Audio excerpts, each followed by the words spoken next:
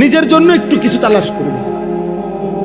মৃত্যু পথযাত্রী, যে মৃত্যুর মুখে শেষ পর্যন্ত সে আর সব ভুলে যায়, নিজেকে বাঁচাইতে চায়, নিজেকে বাঁচাইতে চায়।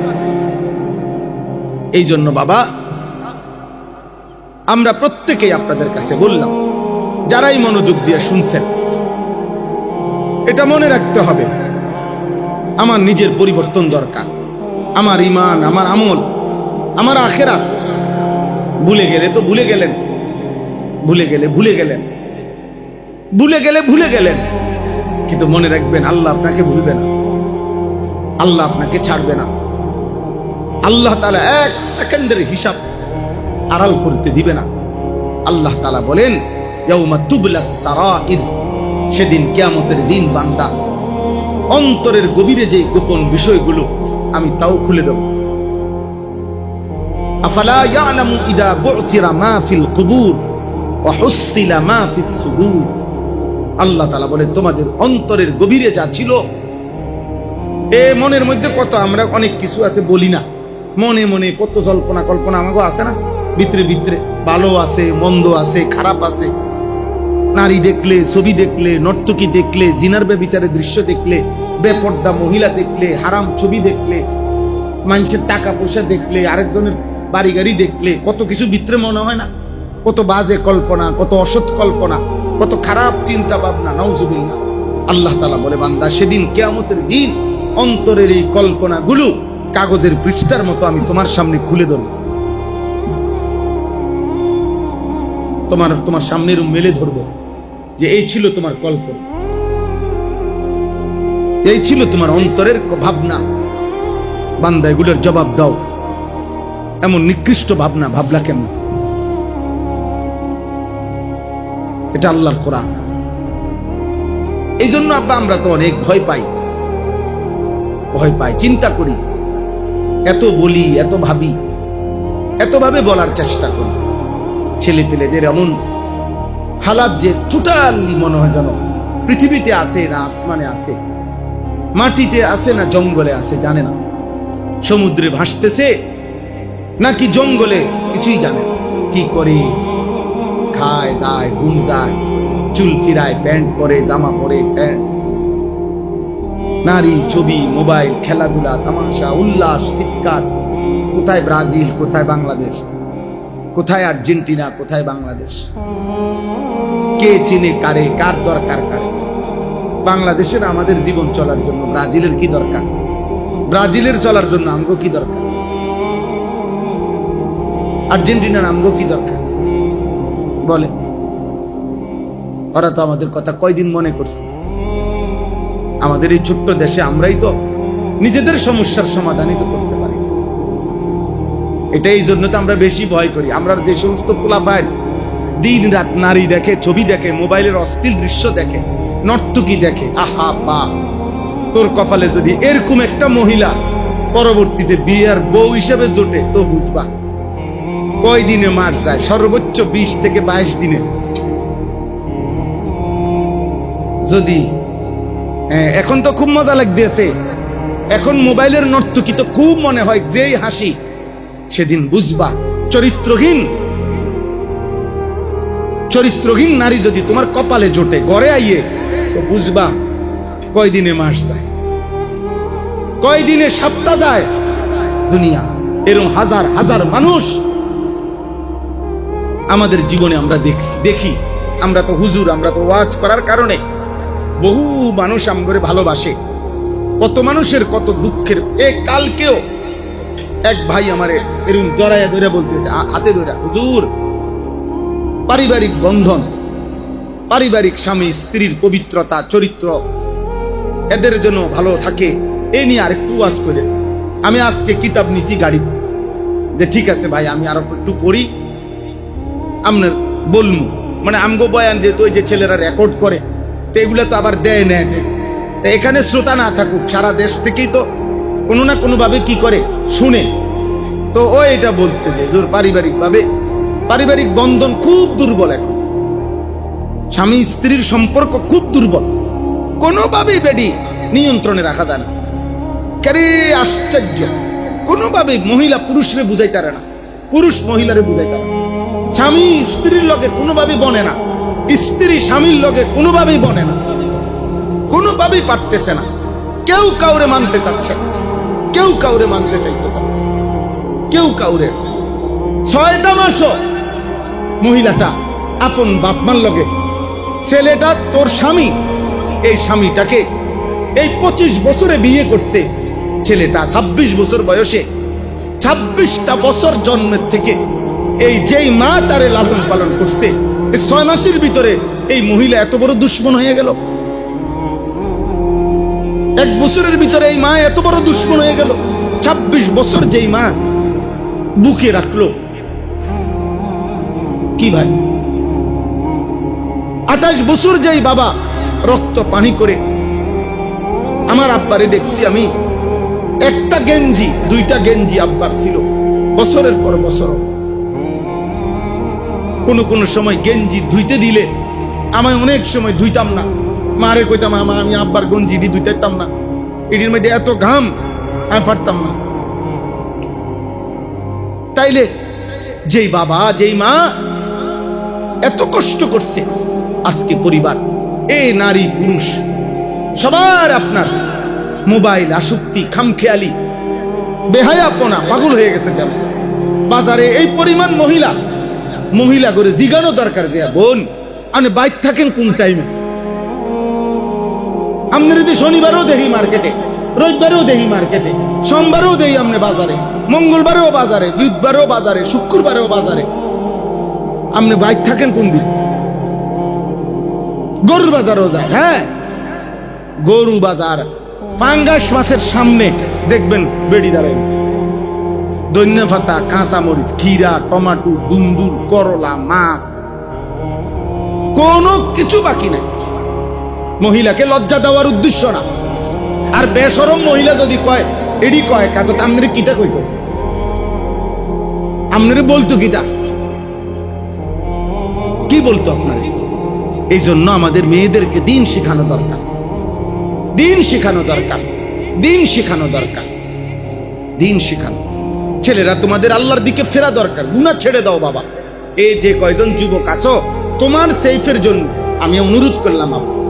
আজকে একটা ছেলে, সে ডিগ্রি পড়ে, আমার কাছে বলতেছে, তাইলে কলেজে পড়ে, এই হাতে ধরে অনুরোধ করছে, হুজুর একটু খাস করে দোয়া করে, একটা চরিত্রবান নেককার মেয়ে, পরিবার থেকে বিবাহ শাদী খুঁজতেছে, একটা চরিত্রবান মেয়ে, ভালো নেককার মেয়ে যেন আল্লাহ জুটায়। এইটা এখন আইয়া বিয়ের বেলায় আইয়া হাতে এটা বুঝে বেডিকে যাতে ভালো হয়। কিন্তু নর্তকী যে সময় দেখে, আজকে তখন তুমি, আমি ওই ছেলের কথা বলতেছি না, মানে বুঝাইতেছি, 12 বছর ধরে যেই তুমি উলঙ্গ ছবি দেখলা, ওইগুলো একটা নিয়ে আইতারো না? বুঝেন নাই কথা? ওইগুলো একটা আনো, তোমার মোবাইলের একটা নর্তকীরে আনো। তুমি না তার রূপে মুগ্ধ, তুমি না তারে দেখতে দেখতে শরীর, যৌবন, স্বাস্থ্য, সুরক সব নষ্ট করে লাইছো। তাহলে এই জন্য বললাম, এটাই কথা আপনাদের কাছে। এই যে দেখেন, আল্লাহ তাআলা বলছেন সারা পৃথিবীর ইমানদার, ইমানের রক্ষা, আল্লাহর ভালোবাসা, আখিরাতকে প্রাধান্য দেওয়া, এর জন্য উদাহরণ দিছে। কার উদাহরণ? একজন নারীর উদাহরণ। কার উদাহরণ বলেন না? নারীর উদাহরণ। সেই নারীটাকে, সেই নারীটা হলো ফেরাউনের স্ত্রী আসিয়া। ফেরাউনের স্ত্রী আসিয়া, ইমরাআতা ফিরাউন। ওয়াদরাবাল্লাহু মাসালাল লিল্লাযীনা আমানু ইমরাআতা ফিরাউন। পৃথিবীর সমস্ত ঈমানদারের জন্য আমি আল্লাহ উদাহরণ দিলাম ফেরাউনের স্ত্রী আসিয়া। কেন? এক কথাই বলি, এই আর 2-4 মিনিট শেষ করে দিচ্ছি। আসিয়া এমন একজন মহিলা ছিল, যে মহিলার, একজন মহিলার জীবনে 2টা জিনিস তার আনন্দের, সুখের বস্তু। 1 নাম্বার হলো স্বামীর অর্থ সম্পদের কোনো কমতি নাই, এটা মহিলার একটা সুখের বিষয়, যে জামাইয়ের সম্পদের কোনো অভাব নেই। 2 নাম্বার ভালোবাসার কোনো অভাব নাই, মানে আমার জামাই আমারে এত ভালোবাসে যে ওই আমাকেই ভালোবাসে খুব। মহিলা যদি এটা বুঝ পায়, মহিলা খুশি। যে না, আমাকে পছন্দ করে আমার জামাই, আর হলো হিউজ পরিমাণ সম্পদ আছে। তো কোরআনুল কারীমের বর্ণনা দ্বারা এটা বোঝা যায়, এই আসিয়ার স্বামী ফেরাউন, এক নম্বরে ফেরাউনের সম্পদের, সে তো বাদশাহী, তো কোটি কোটি টনে টনে স্বর্ণ রূপ্য মণি মুক্তা হীরা জহরত, রাজপ্রাসাদ অট্টালিকা দাস দাসী, কোনো কিছুরই অভাব নেই। তাইলে বলার উদ্দেশ্য হলো এই হলো এক নাম্বার, ফেরাউনের কোনো কিছুর অভাব ছিল না। তাহলে আসিয়া একজন সবচেয়ে বড় সম্পদশালী, পয়সাওয়ালা, মালওয়ালা, ক্ষমতাওয়ালা স্ত্রী। দুই নাম্বার, কোরআনুল কারীমের মধ্যে আছে, ওই মূসা আলাইহিস সালামের মা যখন বাক্সবন্দি করে ছোট্টবেলা নদীতে ভাসায় দিছে, তখন ফেরাউনের ঘাটে আইসা ভিড়ছে এই বাক্সটা যখন উঠাইছে তো খুলে দেখছে একটা ছোট বাচ্চা। এই বাচ্চা ফেরাউন, তাফসিরে আছে, প্রথম দৃষ্টিতেই ফেরাউন বুঝছে এটা তার শত্রুর ছেলে, বনি ইসরাইলের বাচ্চা। এটা এই যেই বাচ্চাকে খুঁজবার জন্য লক্ষের চাইতে বেশি বাচ্চাকে জবাই করে ফেলছে ফেরাউন তার বাহিনী দিয়া। ওই জ্যোতিষী বলছে বনি ইসরাইলের একটা বাচ্চা আপনার ক্ষমতা ছিনাইয়া নিবে, সেই বাচ্চাটাকে ঠেকানোর জন্য ছেলে ফেরাউন এই পর্যন্ত লক্ষের চাইতে বেশি বাচ্চা জবাই করে ফেলছে। ও ওই রকমই বাচ্চা এটা। কিন্তু স্ত্রী বলছে আসিয়া, আমি ওরে মারতে দিতাম না, ওরে আমি পালবো। এ পালবে কইছে, রাজপ্রাসাদে জায়গা দিছে, নিজের বাড়িতে খাওয়াইছে, পড়াইছে, লোক রাখছে, সব কিছু। কেন? ওই বউয়ের মনে কষ্ট দেবে। মানে স্ত্রীকে সে এতটাই ভালোবাসতো, স্ত্রীর ভালোবাসার সামনে সে তার রাজত্বকে পর্যন্ত চ্যালেঞ্জের মুখে পালাইছে, নিজের অস্তিত্বকে চ্যালেঞ্জের মুখে বুঝছে পোলা এটাই। কিন্তু কিছুই করার নাই, আমার স্ত্রী তো এখানে, বউয়ের কাছে আমি দুর্বল। তাইলে এই নারী আসিয়া সম্পদও কমতি ছিল না, স্বামীর ভালোবাসায়ও কমতি ছিল না। কিন্তু যেদিন মূসা আলাইহিস সালামের হাতে কালেমা পড়ছে, পরবর্তীতে যখন ফেরাউন জানতে পারছে, তখন ফেরাউন জুলুম করতে করতে, নির্যাতন করতে করতে, এই শেষ কথাটা বলতেছি, যখন শেষ কোনোভাবে হযরতে আসিয়া ঈমান ছাড়ে না, এই রাজপ্রাসাদ ছেড়ে দিছে, এত সুখ, এত সম্পদ, এত ভালোবাসা স্বামীর, সব ত্যাগ করছে আল্লাহর জন্য, ঈমানের জন্য। তো ফেরাউন সর্বশেষ তার সারা দেহের মধ্যে পেরেক মারছে, সারা শরীরে, ফিরআউনা দিল আওতাদ, পেরেক মারতে মারতে সারা শরীরে পেরেক মাইরা, রক্ত মাখা শরীরে বলছে এখনো সুযোগ আছে। আসিয়া বলছে না ফেরাউন, গোটা পৃথিবী, রাজত্ব, ক্ষমতা, ভালোবাসা, রাজপ্রাসাদ, স্বর্ণ রৌপ্য সব ছাড়লাম, আল্লাহকে ছাড়বো না, ঈমান আমি ছাড়বো না, আখিরাত আমি ছাড়বো না।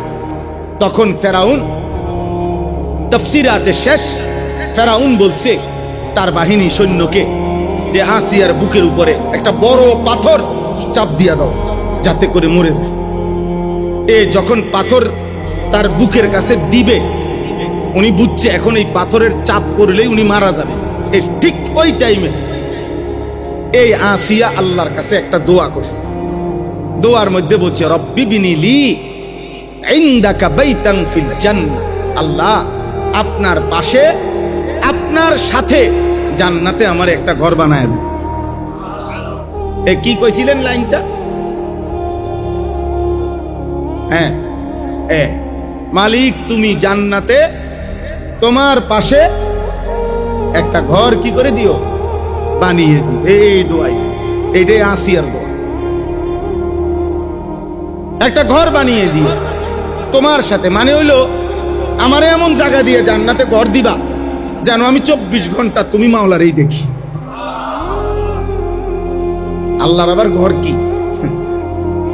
মানে বুঝাইছে ভালোবাসা, যে আপনাকে আমি দেখতে চাই, আপনাকেই দেখবো, আপনার ভালোবাসার জন্য এত বড় পৃথিবী ছেড়ে দিছে। ওয়ানাজ্জিনি মিন ফিরআউনা, বলছে আল্লাহ ফেরাউন থেকে আমারে বাঁচান, ওয়া আমালিহি, তার কুফরি থেকে আমারে বাঁচান, ওয়ানাজ্জিনি মিনাল কওমিজ জালিমিন, এই নাফরমান জাতি থেকে আমারে বাঁচান। আমি আল্লাহ আপনাকে চাই, আখিরাত চাই। এই মহিলা মাদ্রাসা বালিকা মাদ্রাসা আল্লাহকে চিনায়, আখিরাত চিনায়, ঈমান চিনায়, কোরআন চিনায়। আপনাদের মেয়েদেরকে দ্বীন শিখাবেন, আপনাদের মেয়েদেরকে মাদ্রাসায় পড়াবেন, আপনাদের মেয়েদেরকে পর্দা শিখাবেন, আপনাদের মেয়েদেরকে কোরআন শিখাবেন। তাহলে ঈমান সুন্দর হবে, আখিরাত সুন্দর হবে, পরকাল ঠিক হবে। বিনিময়ে একটি ঘর, একটি ফ্যামিলি ইনশাআল্লাহ চরিত্রবান হবে। আল্লাহ তাআলা তৌফিক দেন, আল্লাহ তাআলা কবুল করেন। অল্প হোক বেশি হোক আমাদের একটা চেষ্টা যে একটা মানুষকে কথা বুঝানো, ছেলেদেরকে, বাবা তোমাকে ভুলে গেলা কেন? বন্ধু যে তোমার সাথে আড্ডা দিতেছে অত তোমারে আখিরাত ভুলাই দিছে, একদিন তো থাকবে না। আমার প্রাইমারি স্কুলের সমবয়সীরা তো কেউ এখন আমার সাথে থাকে না, আমার আশেপাশে দিও নাই। আমার মাধ্যমিক পড়ালেখার জীবনের আমার কলিগ আর আমার সাথে ক্লাসমেট একসাথে পড়ালেখা করছে, আমার কর্মজীবনের আজকে 24 বছরের ভিতরে কেউ তো আমার সাথে নাই। আছে কেউ? তাইলে আমার প্রাইমারির বন্ধুরা কোথায়? আমার ছাত্র জীবনের বন্ধুরা কোথায়? ছোটবেলার বন্ধুরা? চলার পথের কেউ তো থাকবে না আব্বা, আমি একাই হয়ে যাব। দুনিয়াতেই তো একা হয়ে গেলাম, তো আখিরাতে? দুনিয়াতেই যাদেরকে হারাইয়ে ফেললাম, আখিরাতে কই খুঁজে পাবো? হাসরের ওই ময়দানে যেখানে আদম আলাইহিস সালাম থেকে নিয়ে ইসরাফিলের ফু পর্যন্ত সবাই একসাথে হবে আব্বা, সেখানে দুনিয়ার এই বন্ধুদেরকে কই খুঁজে পাবো? কই খুঁজে পাবো? আল আখিল্লাউ ইয়াউমাইদিন বা'দুহুম লিবা'দিন আদুউন, কোরআনুল কারীম স্পষ্ট বলছে। আল আখিল্লাউ অর্থ হলো বন্ধুগণ, ইয়াউমাইদিন সেদিন মানে আখিরাতের দিন, বা'দুহুম লিবা'দিন একে অপরের জন্য হয়ে যাবে আদুউন শত্রু। ইচ্ছা করে পরিচয় দিতে চাইবে, চিনলো চিনতে চাইবে, ডাক দিলেও চিনতে চাইবে, কি না কই কি বিপদে ফেলা, যদি কই দোস্ত একটা নেকি দাও। মা পরিচয় দিতে চাইবে না, ফুতে যদি কই এলাই নেকি দিতাম। সন্তান মাকে চিনবে না, স্বামী স্ত্রীকে চিনবে। তো কোরআনের আয়াত, ইয়াউমা ইয়াফিরুল মারউ মিন আখিহি ওয়া উম্মিহি ওয়া আবিহি ওয়া সাহিবাতিহি ওয়া বানি। আল্লাহ তাআলা বলেন ভাই পলায়ন করবে,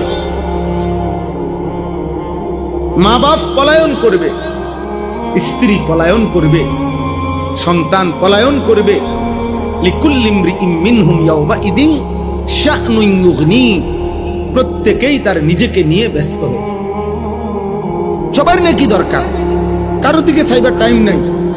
আমি তো আমার জান শেষ, নিজের নেকি তালাশ করি।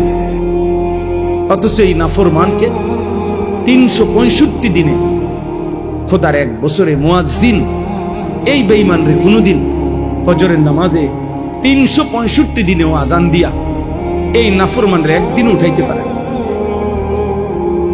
এত বড় নিকৃষ্ট নাফরমান।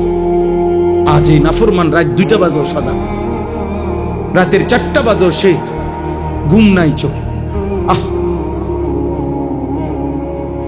একসাথে ইউনিভার্সিটি পড়ুয়া, আফসোস জাতির, আফসোস আব্বা। দেশের সর্বোচ্চ মেধাবী যারাদেরকে বলে, যারা পড়ুয়া, তাদের ছেলে মেয়ে, যুবতী ছেলে মেয়ের উল্লাস দেখলে, খেলা দেখতে হেরা কোনো খেলেও না, হেরা কোনো মেন গ্যালারিতেও না, স্টেডিয়ামেও না, এখানে হাজার হাজার মাইল দূরে টেলিভিশনের পর্দার সামনে বইয়া খেলা চাইতে গিয়া যেই নাচাটা নাচতেছে উপযুক্ত যুবক যুবতী, আস্তাগফিরুল্লাহ, কত নিকৃষ্ট মানসিকতা।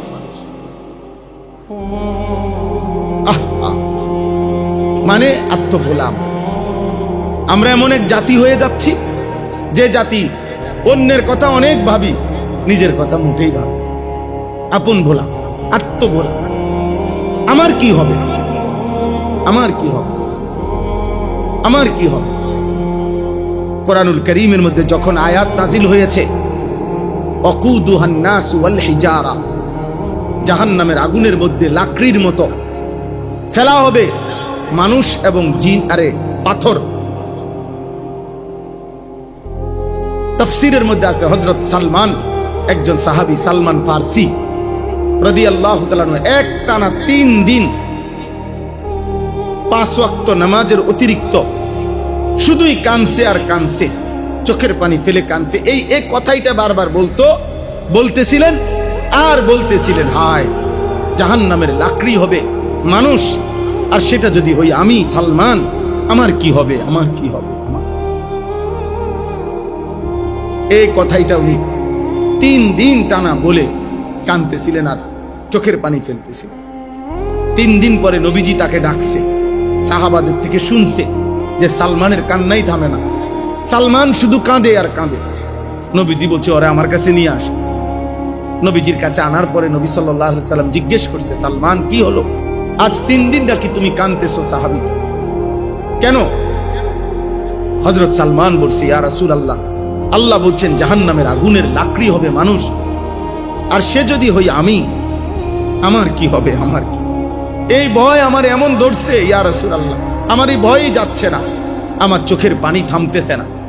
এই তখন আল্লাহ নবী সাল্লাল্লাহু আলাইহি সাল্লাম বললেন, সালমান, আমি ওয়াদা দিলাম জান্নাত তোমার জন্য অপেক্ষা করছে। তুমি আমার কলিজার টুকরা সাহাবী সালমান, জান্নাত তোমার জন্য অপেক্ষা করছে। এজন্য শুধু ওয়াজ না ভাইয়া, শুধু ওয়াজ না, শুধু বক্তাগিরি না, বরং এ কথা ভাবানো উদ্দেশ্য তুমি আমি কি করছো ভাই। চাচার 60 বছর তো শেষ, হিসাব কি মিলাইছে? হাসিবু ক্বাবলা আন তুহাসাবু। নবী সাল্লাল্লাহু আলাইহি সাল্লাম বলছেন, সাহাবায়ে কেরাম বলছেন, আল্লাহর বান্দাগণ, ফেরেশতা তোমার হিসাব করার আগে তোমার হিসাব তুমি করো, তোমার হিসাব তুমি করো, হ্যাঁ তুমি হিসাব। আল্লাহর নবী সাল্লাল্লাহু আলাইহি ওয়াসাল্লাম বারবার সাহাবীকে এই নসিহত করছেন যে সাহাবী, নিজের দিকে খেয়াল করো, নিজের দিকে খেয়াল করো, নিজের দিকে খেয়াল করো।